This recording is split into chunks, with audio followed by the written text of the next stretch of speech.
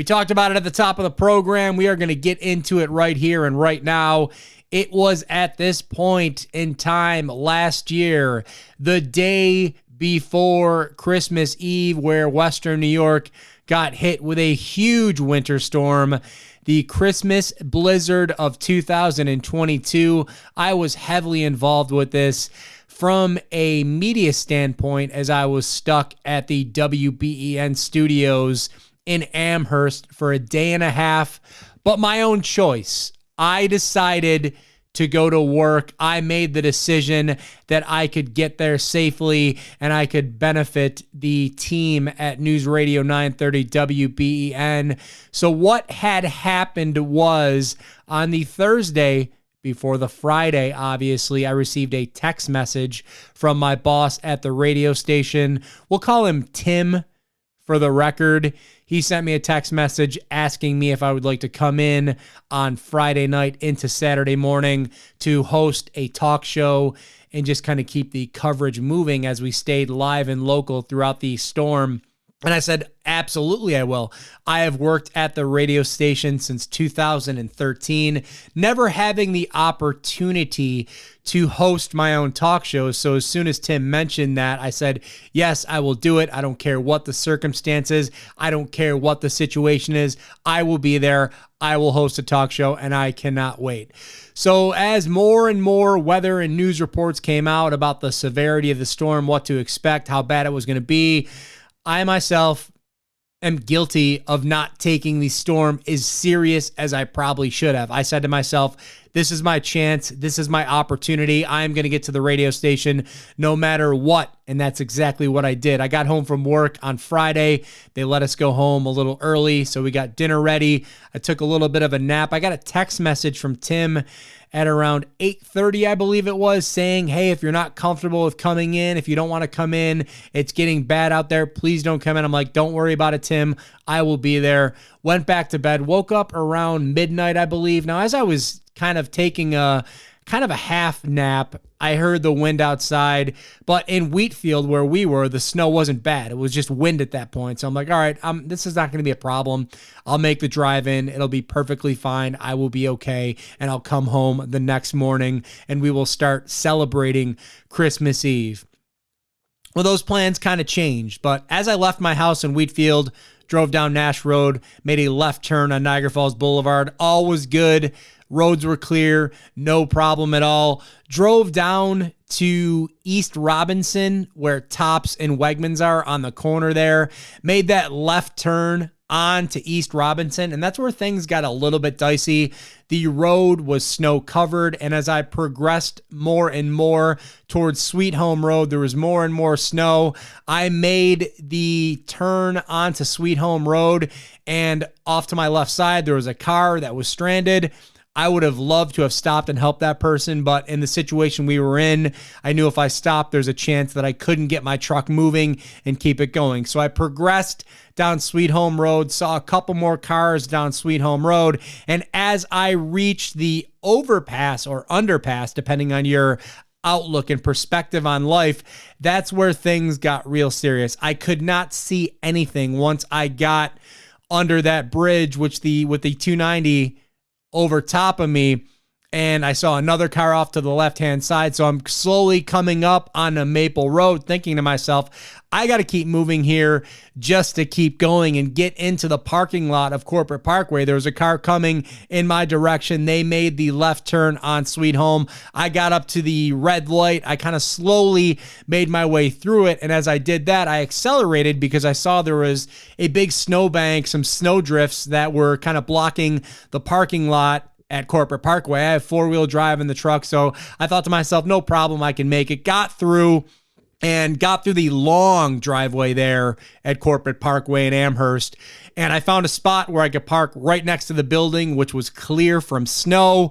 Parked, no problem, but as I got out of my vehicle, I took a look at our building where our studios are, and I couldn't see the building. At that point in time, I shot a text to my coworker letting him know I was there, but I can't see the building. So I ended up walking I'm bundled up. I had boots. I had a winter hat. I had a very heavy coat. I was basically in Bills mode.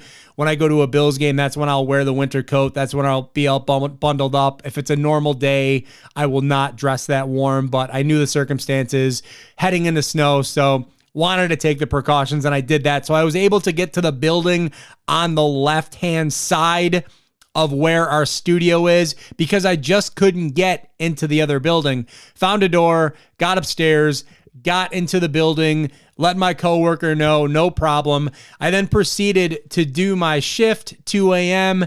to 6 a.m., and that's when the snow had really, really intensified. The wind was blowing, snow was coming down, and it looked like there was no sign of the snow ending.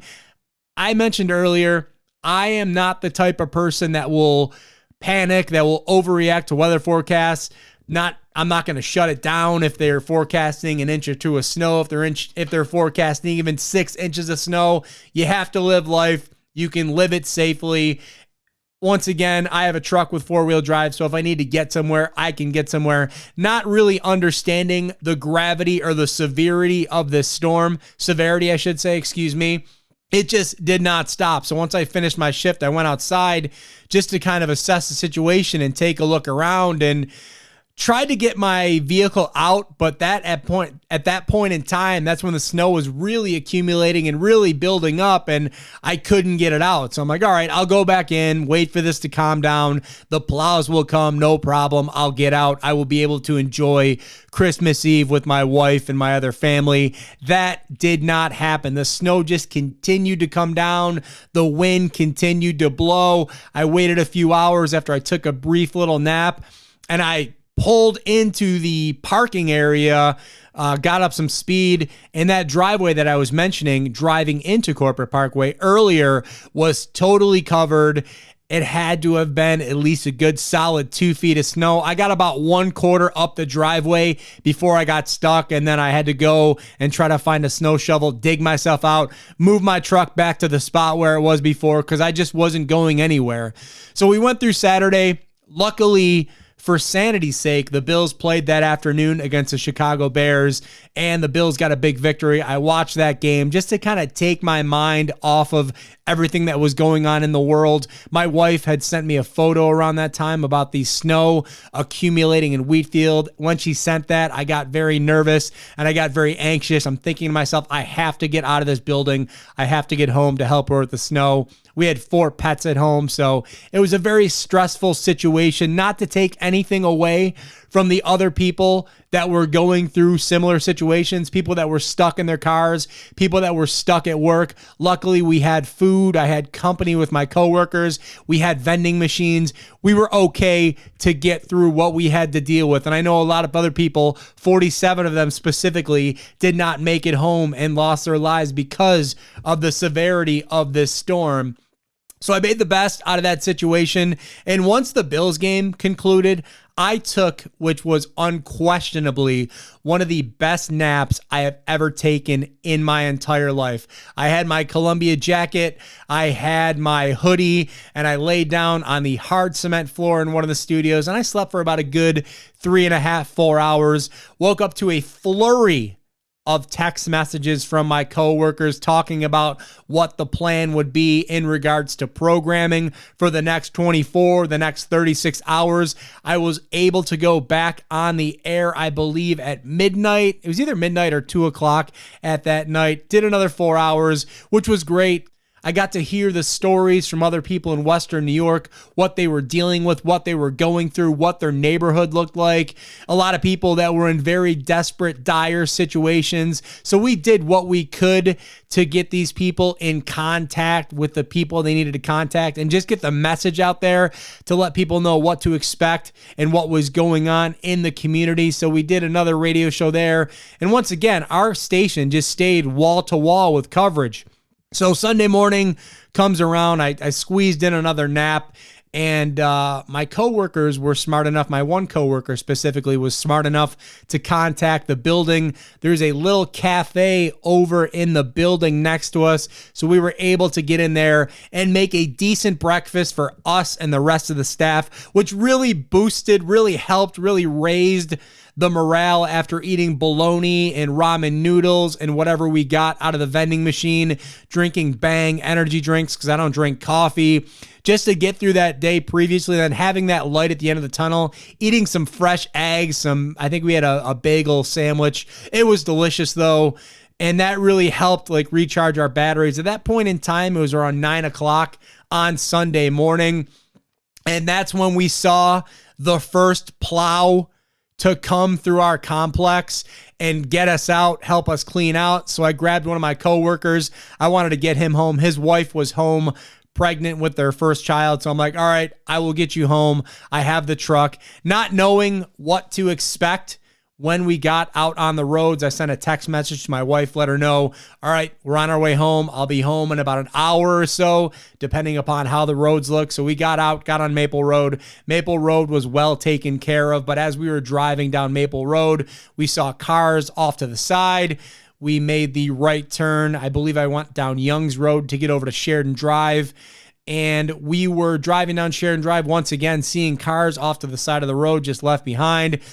And then I had the brilliant, not so brilliant, idea of turning down Brompton to get over to Main Street, because that's normally what I do when I go to work at my day job on a daily basis. And as we got about halfway down Brompton, there was enough plowed for one car to go down. I'm like, maybe this isn't the best idea. I don't want to get stuck again. So backed up, headed back in reverse down Brompton to get back to Sheridan Drive. Went up Sheridan Drive, made the right on Transit Road, and that is where the reality of this whole storm really hit me. Driving down Sheridan Drive, car after car after car just left behind. The plow drivers were able to plow one lane on each side, but just seeing all these cars that were left behind and stuck. And then I made the right turn onto Main Street in the Williamsville area, seeing the fire department, Main Transit Fire Department, off to the left-hand side, who were still digging out from the storm.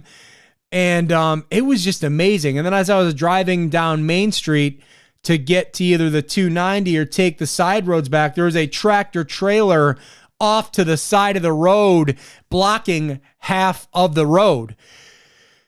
Just an amazing sight, not to mention all the snow that had been piled up and piled up and piled up. But it was a bright day outside. The sun was shining, and it really was the calm after the storm, and getting to that point where you could dig out, getting to the point where the plows were out, where the first responders could head out and help the people that needed help out neighborhoods. And made the drive from Williamsville back to Wheatfield. Assessed the situation around my house. There was some snow that needed to be cleared off of the deck, off of the porch, needed to clear kind of a pathway. Thank the Lord, my neighbor has a tractor, so he was able to clean out a portion of our driveway to get us moving. And at that point, it was Christmas Eve. At that point, it was Christmas Day. Excuse me, I misspoke there.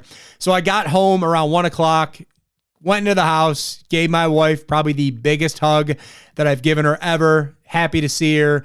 Greeted the animals, proceeded to go to the refrigerator because I knew we had food that we had prepared for Christmas Eve that we weren't able to eat. Stuffed my fat face with as much as I could in that about 10-minute period, and then went outside, started clearing out the snow, and we had ourselves a nice little Christmas day.